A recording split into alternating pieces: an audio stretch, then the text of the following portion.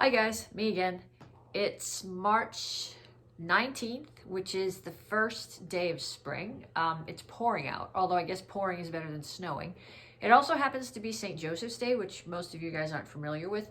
Y'all know what St. Patrick's Day is. My kids went to parochial school, and on St. Joseph's Day, which generally falls during Lent, there was always a procession in the church, and all the kids came in their school uniforms or their altar server robes or their Children of Mary robes, and they all carried in potted Easter lilies, which was pretty funny because all the kids who have environmental allergies would spend the entire Mass sneezing. But my kids, I hope you remember that with the Easter lilies in church. Before we start, a couple of people that I really want to give some challenges for this workout. Today's workout this is a Tang class, and today we're working on kicks, sparring combination, some self-defenses. Since the beginners and the black belts all have some groundwork in their self-defenses this cycle, we're going to be working on some rolls, some rolling techniques. So people that I'm looking for specific things from. Domi, I saw your video on the roller skates. I want to see you doing some of this workout on your roller skates with that awesome pink helmet. Ganjemi, I want to see some of this workout out in the woods. I will be really jealous because I'm doing it in the living room today, but I want to see video of it out in the woods. And Sean Stevens, I noticed you doing your workout the other day in a big empty room with a soccer goal in it. I want to see you doing some of these drills inside that soccer goal. Okay, so you guys, video or pictures or it didn't happen. We good? Okay, so we're going to start off just like we always do. We're going to start off with a warm-up. We're going to start off running in place. We're going to be doing a lot of kicking today, so you want to make sure that your legs are warm. We're going to warm up. We're going to stretch. We're going to do some ground stuff, and then we'll get on to the regular part of class. If you see me looking down, it's because my notes are over there. They're actually taped to the back of the couch, and they're written kind of big, so I can just step in and take a look. Next thing we're doing is jumping jacks. Remember, we've been talking about this all week. If your hands do not touch at the top, they're not jumping jacks. So, red, black belt kids, I'm talking to you. These are not jumping jacks. Make sure your hands are touching at the top. The top, at the top, at the top.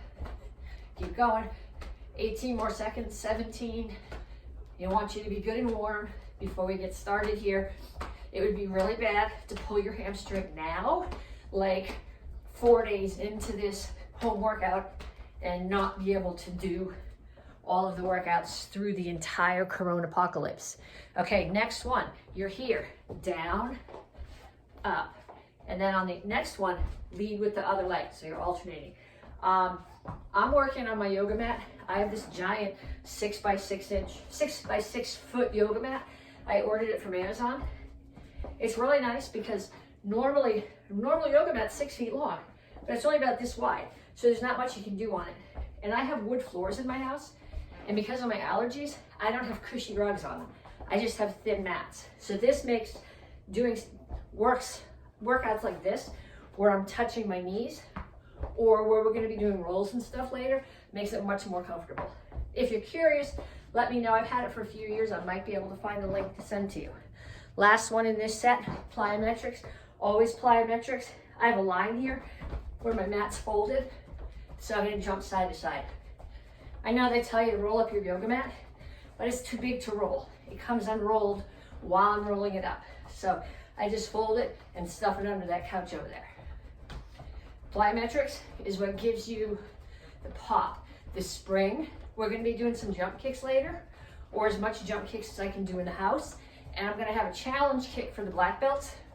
I'll explain the parts to you. I can't actually do the whole thing, but it does involve jumping. So you want to be able to do your plyometrics. One more time through the whole thing, back to running in place. Running outside is much more fun. If it's not raining and you have a place to run, preferably in the woods, trail running is so much better than road running. Get out and go for a run before you work out, after you work out, in addition to your workout, or even better, go mountain biking. Mountain biking, it's way more fun than trail running. Trail running is good, hiking's good, mountain biking is better because you're covering the same terrain and you're going a lot faster. Back to jumping jacks. And Jimmy, I'm talking to you. Mountain bike out in the woods. Later, once my tripod comes, it's supposed to be delivered this afternoon, and the weather's a little drier. I'll be riding out into the woods to do some of these classes. Raining today. I'm not sure the phone would be really happy propped up in a tree someplace, videotaping a workout in the rain. So knees up and down. Up and down. Remember, you're not slamming your knees into the floor.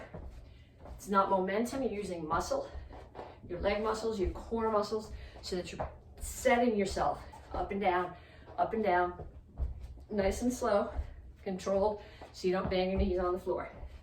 And last one, hop, side to side, or front and back. Or do the whole thing, make a box. Corners.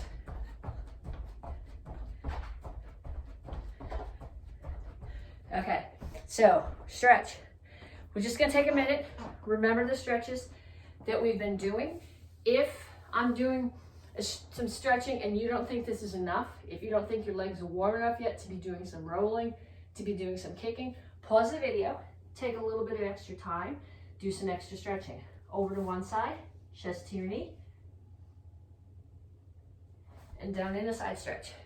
Can you see me? Yes. Remember, you want both of your heels on the floor here, and if you need more stretch, put your elbow inside your knee and push it out.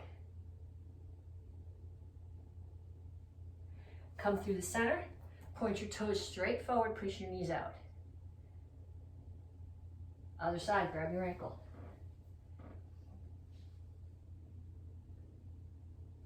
And down in the side stretch.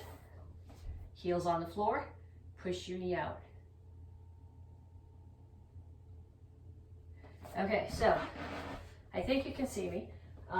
Maybe I can move the mat back even a little bit further. I'm gonna run into the next room and I gotta be really careful not to crash into the television, So we're gonna start here. Most important thing when you're rolling or doing a break fall is that you don't ever want your head to hit the floor. Best way to do that is to tuck your chin. So right now I'm gonna tuck my chin and I'm gonna bring my arms here. And I'm just gonna roll up and down. The rug ends here. There's a lump, which makes me crooked. Okay, just up and down, up and down, up and down. So you've probably heard me say this, especially if your kids take class, especially if they're dragons. When you roll, first thing that hits, or break fall, the first thing that hits the floor is your butt, then your back, and then your hands hit left. Your head never hits. That's why I've got my chin tucked. Okay, so once you got this, I don't know if I can do this and stay in the screen and not crash into television. We'll give it a shot. Feet are up.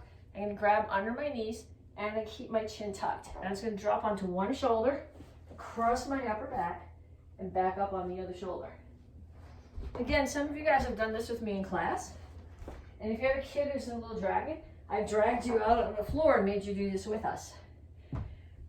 I had a student say to me years ago, I am never going to cartwheel my way out of an attack. And what I told him, I said, no, you're not going to cartwheel your way out of attack.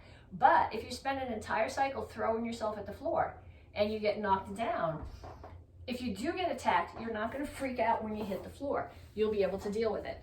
Okay, so now we're going to practice some shoulder rolls. And when we do these in class, people tend to just throw themselves at the floor. Two things about that. One is the floor at the karate school is padded, so that doesn't hurt. If you do this on your rug, and if you've done it with me on the runway at the karate school, you know this hurts. The other thing about that is they're using momentum. What I want you to use right now is strength. So I'm going to start on my knee. I'm going to come here. I'm going to put my shoulder on the floor and just push. And come right up to the figure four. And then I'm going to push back. Sit, push back, right back up to the same knee. And again, over, and up, over. Whoops, that one was pretty crooked. I was a little worried about hitting the television. Let's do one more. So I got two good ones in here. Over, and up. Watch out where your television is. Over, and back. Yeah, no kicking the television. Okay, so now what I want you to do is I want you to pause the video. Pause the video, practice those. If you do too many too fast, you're going to get dizzy. But what you'll find is if you're going slow like this, there's really not so much dizziness involved. So pause the video, do 5 sets. Forward, back, go. I pause the video, do it. I'm not joking. Okay, now you did that, right? Okay, so we're gonna come back. So we're gonna start with techniques from the white belt curriculum. Very most basic techniques, blocks, high blocks and low blocks. So today we're gonna work on high blocks. So when you're doing a high block, if your kids take Kempo, they do their high block this way. And the reason for that is Kempo is a close range art. So the person who's attacking you is right close to you, and you don't have time for big chamber. You're just gonna bring your hand right up and block. There's less power there because there's less rotation. You have less opportunity to put your weight into it, but it's much faster. Tang Soo Do is a medium to long range art. You're assuming that the person who's attacking you is much further away from you. So you have time for a full chamber, which allows for rotation. It allows for anchoring and backup mass as you push into your block. So I'm going to start here. I'm going to start in shingle chassis, and I'm going to start in high block. And I'm not moving yet. I'm going to take this hand and bring it right back down. And the hand that's going to block is on the opposite hip, palm up. That's where your rotation comes in. Other hand is on top of it. It's a cup and saucer. I'm going to rotate my hips away. You can rotate your feet if you want to, but you don't have to. I just rotate my knees and my hips. I'm going to start here. It's going to come up. Palm is facing me. And as I rotate in and set my stance, there's my rotation, my backup mass, my anchoring as I push into the floor. And I'm going to rotate my hand at the last second. So we're going to do 10. 1, 2, 3, 4, 5, 6, 7, 8, 9, 10. And then we're going to switch to the other side. Same thing. The hand that's blocking is the same as the leg that's forward. Comes to your opposite hip. Your palm is up. You make cup and saucer. My hips are rotated away. I'm going to do 10 blocks. 1, 2. Now watch when I do this. I'm pushing forward with my hips. I'm not leaning my upper body forward. 3, 4, 5, 6, 7, 8, 9, 10. Okay, then I want to see them going forward and back. So you're going to start back here. Way back here, you can see my feet, right? So I'm going to start in left shingle chassis, left Sadan Maki. You would think Hadan Maki would be a high block because Ha and High both start with H, but they're not. Sadan Maki starts with an S, like the sun. So the sun is a high block. I'm going to start here. Step in, chamber on the back hip, out, rotate, on your heel, Burke, on your heel, and forward. In, step out, rotate. In, step out, rotate. Okay, now I'm going to give you a detail for the Dons. The rest of you, don't do this. Okay, Anna says I should wink. I don't wink very well, but the rest of you guys are not doing this. So I'm here. Instead of the cup and saucer, I'm going to do a full cross body chamber. And then we're going to go backwards. Same thing. I'm going to step in, hands come here, step out through Sogor chassis, block. Here, block. In, rotate and block. In, rotate and block. Okay, so now next one I want you to do. We're gonna be like a classic kung fu movie here. Okay, so everybody's gonna get down in a horse stance. This horse stance, this drill, your target's in front of you. So it means you need to be in Kima Chassis, which is the stance that we use for Nyanchi. Actually all the Nyanchis. Toes ideally are toed in and you're pushing your knees out because your target's in front of you. And that lets you hang on to the floor, gives you balance. If you have your toes out and you hit something in front of you, you're gonna roll back. What happens though, most of you guys, or a lot of you guys, when you toe in, it forces your butt to do that. You gotta keep it tucked. So if you can't keep your butt tucked with your toes in, put them straight forward for now. No out, and I want you to work on that toes in, knees out, butt tucked. So we're gonna start here, and we're gonna do 10 sets. So a set is 1, and I can't rotate my hips here, but I'm still rotating my upper body. 2. Okay, so that's a set. So let's go. 1, 2, 3, 4, 5, 6, 7, 8, 9, 10. Okay, and black belts. Again, this is just for the black belts.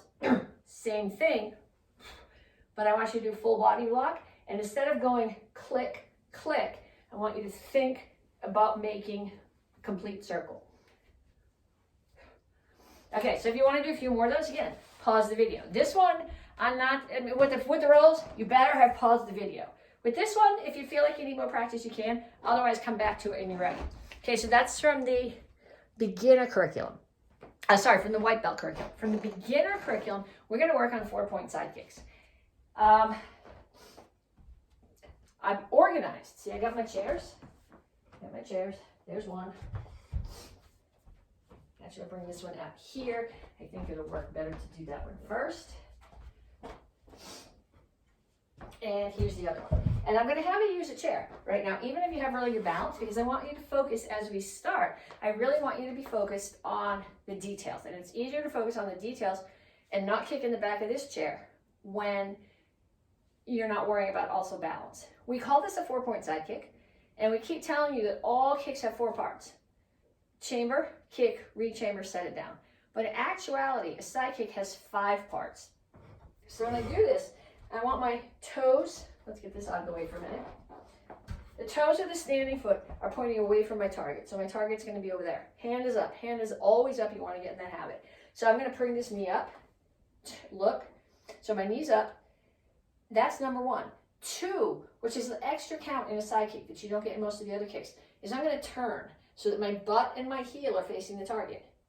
Okay, 3, which is kick. 4 is re-chamber and bring it in. So let's do 5 on that leg. 1, 2, 3, 4, 5. Okay, now pause the video. Do 5 on the other leg. Pause it. Don't just assume that you can skip the other leg. Otherwise, you're going to have real strong glute on one side and a little wimpy one on the other side. Pause the video right now. Do 5 on the other side. Did you do it? Okay, so now we can go on to the next drill. Next drill, we're going to do the same thing, but we're going to kick over the chair. So if you need to, I'd like to see as many people as possible trying to kick over the back of the chair. If you can't, turn the chair over that way. You do not want to hurt your foot. It would be a really bad idea to go to the emergency room right now. So you're going to turn it here, and I'm going to do the same thing. Hands up. 1, 2, 3, 4, 5. 1, 2, 3, 4, 5. 3, 2, 3, 4, 5. 4, 2, 3, 4, 5. 5, 2, 3, 4, 5. Okay, again, pause the video. Really do it. Pause the video, do 5 on the other side too. Then, if you run a really good workout for your butt, your hips, your core, later today, even when you're done, or tomorrow, even when you're done with this video, practice those kicks just like that. Okay, so from the advanced curriculum, we're working on hurricane kicks. Now, if you are, if your kids are young, it's kind of cool if you can figure this out, because the older you get, the fewer cool things there are that you can do that your kid can't. Okay, there's nothing left cool that I can do that my kids can't, not even this. And I used to be able to say that only one of my kids could drive a stick, but the other one can drive an excavator now, so I'm guessing she could handle the stick. So you guys, you want to get this now while your kids are still young enough that you can do something cool that they want to be able to do that you can't. So we're going to start with back leg crescent kicks. So I'm going to start here. A crescent kick is a front kick chamber. It does not swing all the way around. You're going to come up. I'm probably going to stick to my mat with my socks, but it's 54 degrees in here and I'm not going bare feet. So just bear with me on this. My knee's going to come straight up like I'm doing a front kick. Hands are up. Then I'm going to rotate my hips and kick. This kick is a slap. It's more of a block. Think about somebody throwing a punch at you and you're going to use that kick to block and clear their hands out of the way so that you can hit them again. So we're going to start here. We're going to come forward, turn your foot, just like the dragons do, hands up, crescent kick. Turn the foot, crescent kick. Turn the foot, crescent kick. Turn the foot, crescent kick. Okay, so every kick now, I'm not going to tell you to pause the video, but I want you to know that if there's something they feel you want more practice with, pause the video, do it a bunch more times. Okay, so the next thing we're going to do is we're going to add a pump to this. So I want to kick right now with my right leg because that's the really smart one. There's no point in making a video and showing you my stupid leg because I want to show you where it wants to go. So I'm going to start here. I'm going to pump this leg and this one's going to kick. So pump, kick. I'll do a few on the other side eventually, but pump, kick. So I'm going to start back here. Back leg pumps, the front one kicks. Pump, kick. Okay, other side. Pump, kick. Yeah, see, that one's not so pretty.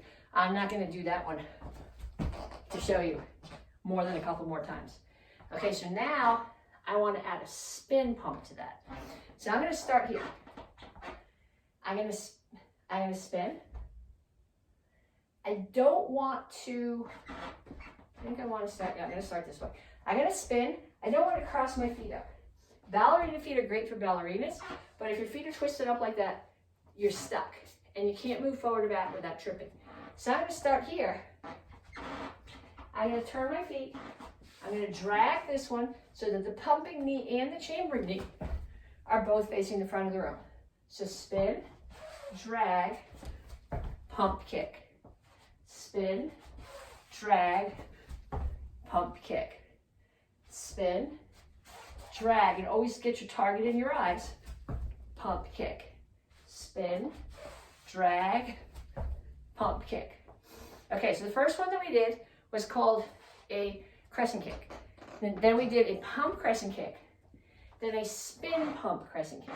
So now we're going to put them together and it makes a tornado kick. So the tornado kick, I'm going to do a regular back leg outside the in crescent kick. But instead of landing directly in front of myself here, I'm going to land a quarter way around the clock again, which helps me wind up for my spin before I start the next kick. So I'm going to do back leg crescent kick, land past forward, spin, pump crescent.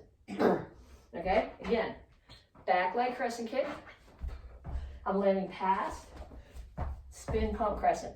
Now I know I don't like to do it on the other side, but you got to practice it on both sides. So I'm going to do back leg crescent, I'm landing past, spin, pump crescent. Couple of tricks to this kick. One is always focus on your target. If you start here and you kick and you let your head go around, you end up tipping. You go crooked. You want to make sure that your both of your knees, your chambering knee and your pumping knee and the knee that's chambering for the kick are both coming towards the front of the room. So knee towards the front, spin, knee towards the front, knee towards the front. Otherwise, you guys know this, wherever your chamber faces, that's where you're going to kick. If you mountain bike, you know this. I know this from bad experience. When you want to ride over the little skinny bridge, you got to look at the end. Because if you look over the edge, that's where you go. Crash. Same thing with your kick. Look where you want the kick to be. Okay, I know, I told you I wouldn't tell you again. Pause the video if you want to practice this. Okay, so now we have a challenge kick for the black belts. The rest of you can do this if you want. I can't do this. I'm going to walk you through the steps. Okay, so it is a crescent kick, jump, spin, pitch hockey, and a jump roundhouse kick. So it's a crescent kick, the same crescent kick we practiced. So now I'm going to spin, pitch hockey, pump round. So if you're doing a tornado kick and you got a lot of air, and we can go into this later, you can get that pump can actually be a reverse crescent kick. So what we're doing right here is making that second kick into a pump pitch hockey. So it's out. So I'm going to go crescent, spin, pitch hockey, jump round. Okay, so that's a challenge for the black belts. If you do it, put it up, post it under this video, tag me in your comment so that I make sure I see it. I've been going back every day and trying to look at people's pictures and videos, but if I'm not, sometimes there's like 40 or 50. So if you want me to see it, make sure you highlight my name in it so that it shows up in my feed. Okay, so those are our kicks. We've gone way past the time. I had planned on about a 25-minute workout. We're way past that. but I have a lot more stuff I want to do, so we're going to do it anyway. We're probably going to skip the sparring combo for today, but I want to touch on some stuff with everybody's self-defenses. Okay, so from the white belt curriculum, we're doing single wrist grab with both hands. And this ties into what we were doing in our techniques. In our techniques, we're doing high blocks. And another technique, we didn't actually do it today, but it's a low block. So we're just going to do that technique first. I want everybody to stand here, and I want you to bring your hand up and down. If you're a little dragon, or if you're a kid who's a little dragon, you've heard this a million times. Touch down, touch down. There's your chamber for the low block. So somebody is grabbing my hand, okay? I'm going to step back. If I step back with the opposite foot, my hand stays right where it is. So I don't disturb their balance. But if they grab this and I step back with the foot underneath, my hand comes back. Okay, hand comes back, which means at this point now they're off balance. Either they're going to let go or their face is right there. So I'm going to start here again. They're going to grab my hand. Foot underneath it is going to step back. This hand is going to come up to my ear. I'm going to slide. So as I do the block, I'm sliding down my arm and I'm going to hit their wrist. Punch, kick. Okay, so again, you're here. Somebody grabs your wrist. Step back. Low block. Punch, kick. And remember what I talked to you about the other day if you did the black belt video about kicks. Lock your kick out. It looks way cooler when you're doing the form, but from a self-defense point of view, it means that you're stopping them. They're coming at you. You lock that kick out for a second. You're stopping them. You're impaling them. They're not coming back at you. So let's do that a couple more times. They grab your hand, step back, low block, punch, kick. Okay, if you want more violence, think a little bit of crowd. There will be a crowd video up tomorrow or the next day for some of those techniques. But we're going to start with the same thing. Somebody grabs your hand. I'm going to step back in a low block. Now I'm going to punch, and I'm going to throw some more punches. I'm going to grab the guy's head, and I'm going to throw some knees, and I'm going to break his ribs and break his face. And then I'm going to come down and elbow on the back of his neck. Okay, so the part of this self-defense that's important is to get away. So the get away is step and pull. And if they don't get away, the rest of the get away is the block. Then after that, depends what you need. If you're by yourself and you can turn and run is a valid self-defense. If you have little kids with you, if you have your grandma with you, if you're somebody that you're responsible for who can't defend themselves, who can't get away fast, you may have to do more. And that's when all my crop comes in play. Okay, so if there's somebody in your house that you can practice with, grab them, practice this on them. Please do not actually break their face. Like I said before, having to go to the emergency room right now would be really bad. But practice this with a partner. Okay, from the beginner curriculum, we're doing Kataguruma. I don't like Kataguruma. The whole time I was an orange belt, I just got dropped straight on my head. So I teach this very differently than a lot of the other instructors do. So what we're going to practice now is the self-defense part of it and the setup. Obviously, there's nobody here with me. My husband works in a big office building, but there's only like 4 of them going in, so he's still going to work. Plus, this would really hurt to get thrown on this floor. But we're practicing this. And you guys have all done with me block parry, block parry. Block parry is a wonderful self-defense when you're stepping to the outside. When you're stepping inside, it's not so much good because when I go right here, when I'm coming up to parry, they still have another hand right here that can come at me. So when they're throwing the punch, and if I'm going to go inside, what I want to do instead is step right in and punch. You punch them. Punching them in the stomach is not really useful. Punch them in the solar plexus, punch them in the throat. So I'm going to step in, punch and block. And I want you to do that 10 times. 1, 2, 3. Okay, I'm not going to do it 10 times because that takes a lot of video time. Pause the video. Do it. Okay, so now what I'm going to do is I'm going to start here. They're going to throw the punch at my head. I'm going to step in and punch. Okay, as I come by, I may as well throw an elbow to the face because I can. Then my right hand is going to grab their right wrist. And I'm going to turn. My feet are in the same orientation as theirs. I am not stepping back. I can tuck this hand under their leg or I can keep it up to protect my head. And all my feet are going to do is turn and drop my right knee to the floor. Hey, look at my foot. If I do this and the person I'm throwing lands here, they're going to break all the little bones in the top of the foot. And like I said before, going to the emergency room right now would be really, really bad. So no injuries. Okay, so they're going to throw a punch at me. Step in, block and punch. Elbow the face as you go by. Grab this hand. Step in. Now you're giving them your back. throw an elbow. You want their arm on the outside of yours, not on top. On top is ippon. That's another throw. We're not doing that right now. It's on the outside, and you turn and drop. Foot's flat.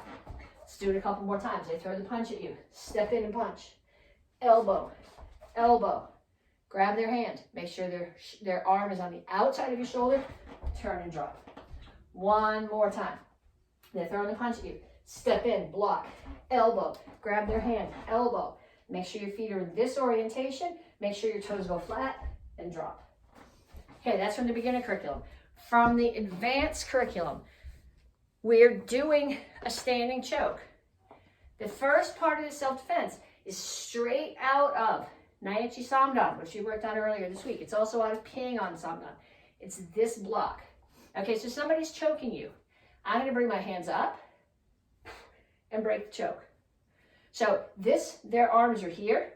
This arm is crashing down onto their arm that's on this side, and this one is coming up and pushing their arm out of the way. Now I have a big open target. What the self-defense actually calls for is a hip throw. And if you have somebody in your house you can practice hip throw with, that's really cool, but we can't practice it right now because I don't have a person here. Plus, even if I did, this is a terrible floor to land on. But so what I want you to practice, get your kids to practice this with you, get your spouse, even if they don't take karate, have them choke you. No massage, it's got to be a choke. Hands come this way, just like they do in the form. When you start Naichi, it comes here, it's out, and then it's in. So when my hands end up back in, I'm covering myself so I don't get hit. So I'm going to start here, they're going to choke me, I'm going to bring my hands up, break. If you're going to do the throw, this hand slides down and grab, and you step in, grab the back of their belt or the shoulder, hip throw. But what we're going to do right now, they're going to choke, break. So I'm going to trap this arm under my hand. I'm going to punch, and I'm going to throw some knees. I'm going to throw some elbows at the side of their head. And then if you want to, you can throw them. Although, again, there's nobody here to throw, so you're going to have to take that part with a grain of salt. So they choke, hands come up, break, trap, punch, elbows, knees, another elbow. One more time. They choke, break, trap. Okay, again, pause the video, practice it a bunch of times. When everybody's done with their computer time, with their work from home time, grab somebody else in your house, practice. Sometimes it makes more sense when there's a body there. Black belts, you guys, your self-defense this cycle is judo. I can't teach you any judo without somebody here. So if you want to practice more judo, send Mr. McCoy a note. But the rolling and break falling that we did at the very beginning of the video, those rolls, that's a really important part of judo. Practice those. One more thing I want to touch on is the sparring combination.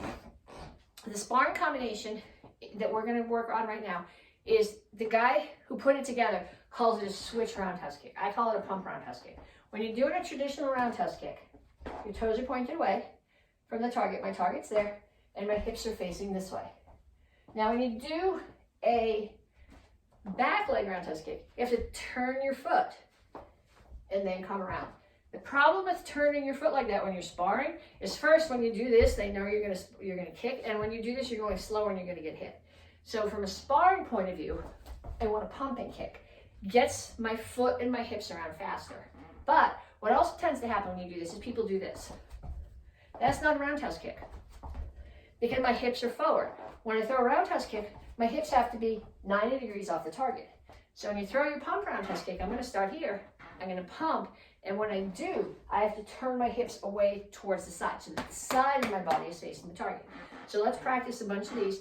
We're going to do 10 on each side. So 1, step back, 2, make sure your hips are turned, 3, okay, pause the video, 7 more on that side, and then 10 on the other side. And we come back, we'll put it together into a sparring combination. No, go, pause the video. I'm waiting, I'll wait. Okay, did you pause it? Okay, so now you can come back. So, we're sparring with somebody. They're coming at us with a kick. Okay, so I'm going to step out of the way and push the kick out of the way. So, we're here, we're in a closed stance. So they're going to do a back leg kick, and I'm going to push that kick out of the way, and then I'm going to switch roundhouse kick. Okay, I can't step straight in. I have to step here. If I step straight in, I'm gonna get hit. So they're coming at me, step out of the way, block, switch roundhouse kick. And back, step out of the way, switch roundhouse kick. Now, if you have somebody in your house that can practice with you, but doesn't want to get hit, practice with a noodle or, I don't know, a broomstick or something. Have them point that at you as if it was the kick. Block that out of the way, throw your switch roundhouse kick. Block out of the way, switch roundhouse kick. Practice those. Practice lots of those. If you have a heavy bag in your house, I don't. I have lots of bicycles in my house. There's no room for a heavy bag. You can't see the bicycles. They're in the next room. But practice these, okay? This will be up on YouTube. If you don't do it today, you go back to it. If you do a video today or tomorrow and you want to go back and get a question answered later, go for it. If you have a question for me, put it under this video on the Facebook page, but tag me in the comment. Because if you're replying to me, I would probably see it, but it goes up on the McCoy's page, so you're replying to McCoy, so it doesn't show up in my feed as I'm tagged. So if you have a question for me, tag it there, and I'll try to answer you, or send me a DM. There'll be more videos coming. I have planned still between now and the end of the week, I'm going to do a Krav video, which is the theme that I generally teach teens on the days that I teach their class. And sometime in the next week or so, I'll be putting up a video for XMA. So I'll be doing some drills with the sticks and working on that form so that you don't lose it while we're not having class. So until next time, see you guys later. Have a good workout.